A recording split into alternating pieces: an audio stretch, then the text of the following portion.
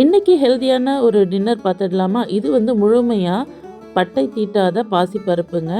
இது கூடவே வந்து நான் பட்டை தீட்டாத தோல் மட்டும் உரித்து குதிரைவாலி அரிசி போட்டு பொங்கல் தான் செய்ய போகிறேன்.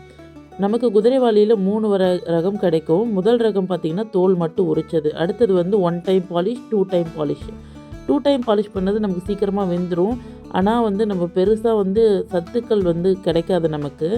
இந்த மாதிரி செய்யும்போது நம்மளால் கொஞ்சம் தான் சாப்பிட முடியும். நமக்கு வந்து தேவையான பாஸ்பரஸ், நார்ச்சத்து, புரதச்சத்து, கால்சியம் சத்து, அயன் சத்து எல்லாமே கிடைக்கும்.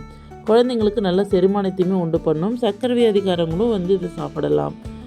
இந்த மாதிரி சாப்பிடும்போது ரொம்ப ரொம்ப நமக்கு பெனிஃபிட் அதிகமாகவே கிடைக்கும். டேஸ்ட்டும் ரொம்ப சூப்பராக இருக்கும். ரொம்ப ஃபுல்ஃபில்லாகவும் இருக்கும். இந்த மாதிரி வந்து நீங்கள் சிறுதானியங்களை பயன்படுத்துங்க. அப்போ தான் முழுமையான நமக்கு பலன் கிடைக்கும். நன்றி.